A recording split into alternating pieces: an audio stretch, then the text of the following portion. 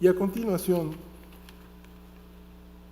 voy a presentar a los médicos que nos acompañan. Y el primero en presentar la siguiente ponencia es el doctor Alejandro Macías Hernández, quien es internista e infectólogo. Actualmente radica en la ciudad de León, Guanajuato, y él es experto en epidemiología hospitalaria y nos va a hablar sobre los riesgos de ser médico.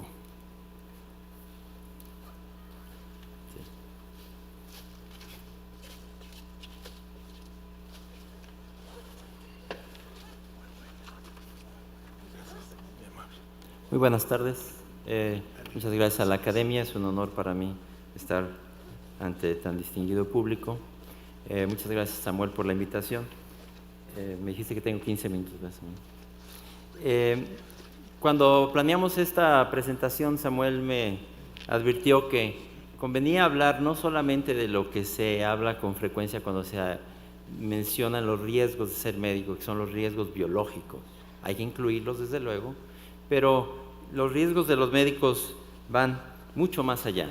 El problema es también de que mucha de la información que tenemos no es que sea escasa, de hecho hay muchísima información. El problema es que la calidad de la información es básicamente descriptiva. No tenemos estudios comparativos al respecto de los riesgos, de la situación de los médicos, de la naturaleza propia de los médicos.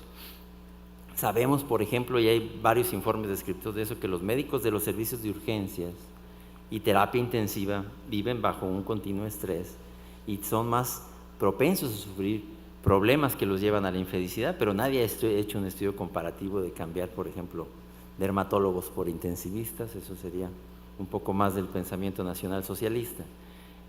Hay mucho que de información, y entonces inevitablemente la información que encuentra uno pues es de alguna manera sesgada, y no soy diferente en eso.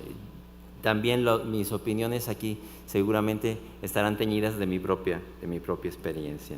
Yo creo que aquí se encuentra con esta información una naturaleza de los médicos. Hay muchos reportes de ese respecto. La medicina como profesión de alguna manera selecciona gente inteligente, que podemos decir si aquí estamos, ¿verdad? Comprometida, perfeccionista. Desde que quiere uno ser médico, ve la imagen de los médicos con el gusto de estar ocupados, estresados, pero ese perfeccionismo es un arma de doble filo, que cuando es inflexible ante situaciones de de difícil control, se vuelve aislacionista y causa discapacidad mental, inclusive, causa sentimiento de frustración, pérdida del control de la situación. Y de ahí nacen algunos de los riesgos. Los tradicionales, decía, son los biológicos, a los que nos vamos a referir, pero hay riesgos institucionales. ¿Quién no sabe de casos, por ejemplo, en que a mí me parece que el caso prototípico es el de una institución en donde no hay control de autoclaves, no hay control de antisépticos, al cirujano se le infecta el paciente y el que tiene la culpa es el cirujano. Y cuando hay un problema, inclusive la institución puede irse contra el cirujano. Entonces, a veces los problemas institucionales recaen en los médicos. La carga de trabajo, la insatisfacción laboral y el burnout es uno de los tópicos en los que hay más información. Los problemas financieros, algunos lo mencionó ya Samuel, los voy a abundar un poquito, y las dificultades a los que nos lleva de la familia y de pareja, las dificultades de servicio social, la violencia. Voy a referirme a algunos de ellos en un poco más de amplitud. Estos son los riesgos tradicionalmente reconocidos, los riesgos propiamente biológicos. Yo los dividiría en los que ocurren por unciones, descuidos en los procedimientos, frecuentemente aunado a una falta de vacunas. Es sorprendente todavía, yo por lo menos en las encuestas que he hecho en los hospitales donde he trabajado, en los hospitales más del 30-40% de los médicos no tienen la vacuna de la hepatitis B en pleno siglo XXI. Las punciones accidentales siguen siendo comunes. En los hospitales mexicanos, por lo menos, la influenza es común. Los médicos se vacunan poco. De hecho, hay tasas que son todavía más sencillas de conseguir en la población que con los propios médicos. Uno pone un puesto de vacunación en una central de autobuses y la gente hace fila para vacunarse. Uno empieza a vacunar con vacuna de influenza en un hospital y los médicos y las enfermeras frecuentemente salen corriendo. Ahí hay una responsabilidad, sin duda, de los profesionistas. Y hay algunos riesgos que son biológicos inherentes a la profesión. Por ejemplo, en nuestras condiciones es muy difícil prevenir tuberculosis pulmonar en personas o en pacientes que no están diagnosticados y que son bacilíferos. Ahí tenemos muy poca defensa.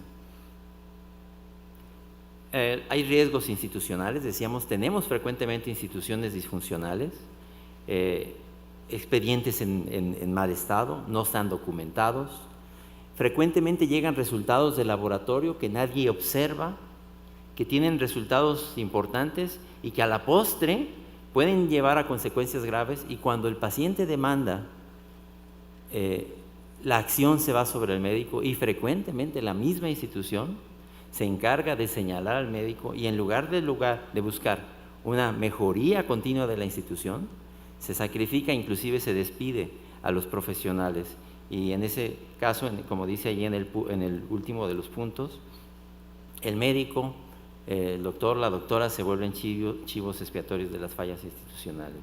Creo que un problema importante que insistió mucho el doctor Carlos Tena cuando fue presidente de CONAMED es la falta de empatía, porque él decía que en su experiencia en CONAMED, los médicos que son más demandados no necesariamente son los que actúan con mayor impericia, sino que son los que tuvieron también frecuentemente falta de empatía con los pacientes. Los pacientes inclusive, entendiendo que los médicos cometen errores, dicen, bueno, pero es que el doctor fue muy buena persona, entonces mejor a él no le hacemos nada. Eso es por lo menos, y ahí lo pongo en comunicación personal, era la opinión del doctor Carlos Tena cuando dirigió la CONAMED.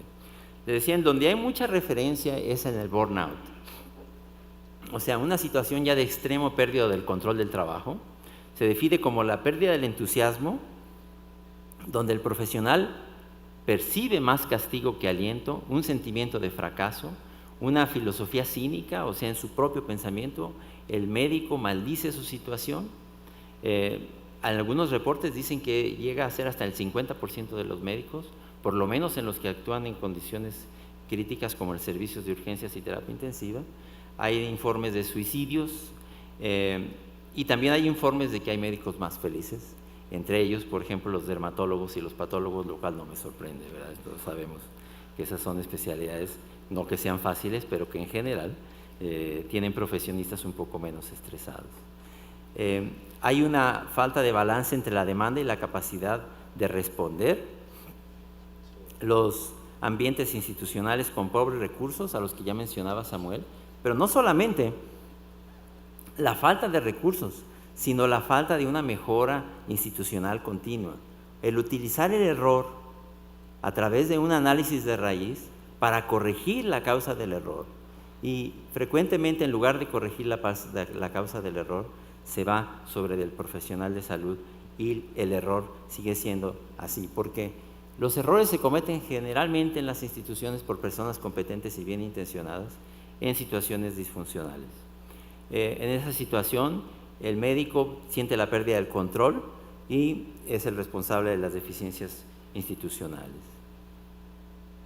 Cuando hablamos de riesgos, sin duda uno de los riesgos que no son menores son los riesgos financieros y de inseguridad en los pagos, a los que ya también se refería Samuel. Creo que para nadie es un secreto de que cada vez es más difícil ser un médico independiente, como se hacía antes, salir de la escuela, poner el consultorio en tu casa y que te vayan a ver ahí, es ya, por lo menos en las ciudades, punto menos que imposible. La vida académica requiere frecuentemente de las universidades. La licenciatura sirve ya de muy poco para eso. De hecho, la maestría sirve ya de muy poco para eso. Necesitas licenciatura, maestría, doctorado, y entras a trabajar frecuentemente en escalas mínimas en donde te vienes teniendo un salario decoroso después de 20 años de antigüedad, cuando frecuentemente tus hijos ya están por entrar a la universidad. La reforma del sistema de salud ha hecho que los planes jubilatorios sean cada vez menos atractivos. Antiguamente los salarios institucionales eran mediocres pero había un anhelo de un buen plan jubilatorio. Ahora ya eso no existe para las instituciones mexicanas. Las especialidades ya no son garantías de un buen salario, ni de que vaya a tener un trabajo relativamente seguro en la práctica privada. Y en la práctica privada, como ya mencionaba también Samuel, hay pagos arbitrarios de compañías aseguradoras que establecen tabuladores a su propia conveniencia. Y los médicos son entonces ahí doble víctima, no solo de las compañías aseguradoras, sino de los propios hospitales y grupos médicos, porque los hospitales y grupos médicos frecuentemente se han convertido en inmobiliarias, que ganan más que de los pacientes, de las rentas que cobran, de la obligación al uso de servicios. Es una dicotomía disfrazada, donde si no mandas pacientes al laboratorio, no mandas pacientes a los rayos X, te van a subir la renta o no te descuentan de la renta y se te va a volver muy difícil de pagar. Vas perdiendo tu autonomía, sientes inseguridad laboral, porque si no puedes hacer lo que te piden, muy probablemente te van a excluir del grupo médico y, como decíamos, vas a ser sujeto a imposición de tabuladores y de salarios.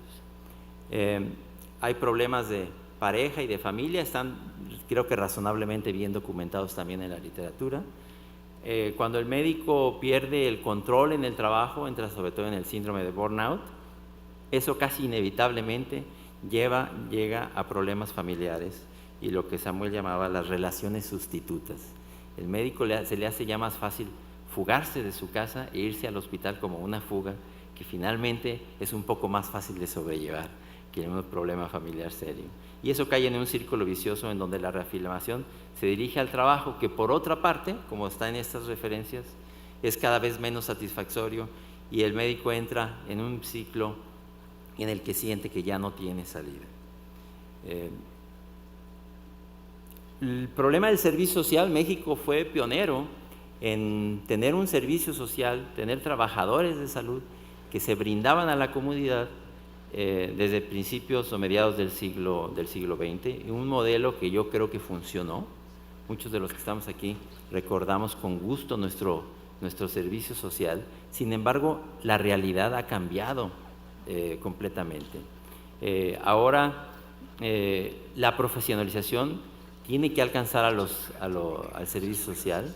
En los servicios sociales, los médicos pasantes, igual que siempre, siguen frecuentemente abandonados, con falta de supervisión, en lo que antiguamente no era un serio problema, pero actualmente los pasantes de servicio social son sujetos de violencia, de acoso también, frecuentemente de riesgos de mala práctica cuando no tienen ni siquiera un título.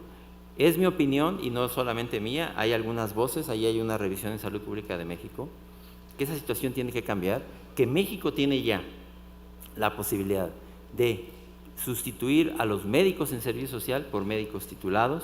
Hay los recursos suficientes, no es solamente mi opinión, está informada por lo menos en 2 trabajos y este que tengo allí de Salud Pública de México es uno de ellos. La violencia de los pacientes mentales y agresivos no solo lo sufren los pasantes de servicio social, creo que todos los que hemos trabajado en urgencias, los que hicimos guardias en urgencias, algún día nos llegó a tocar algún golpe de algún paciente mental, con problemas mentales o agresividad. Y bueno, pareciera una situación difícil, lo es, desde luego que hay acciones remediales. Hay asociaciones completas en los Estados Unidos dedicadas a esto. Hay que vacunarse, cuidarse en los procedimientos, delegar las agendas a una secretaria si la agenda ya es muy compleja. Hay que conscientemente dedicarle tiempo a la familia. Integrar los expedientes médicos es la mejor defensa en un alegato legal. Los planes de mejora institucional continua debemos formar parte de ellos porque eso nos hace más fuertes. La fortaleza de las asociaciones y consejos médicos, que no solamente se dediquen a cobrar cuotas y organizar un congreso anual, y como decía, la reforma del servicio social que nos dará a todos una medicina menos riesgosa en su ejercicio. Muchas gracias por su atención. Gracias, doctor Macías.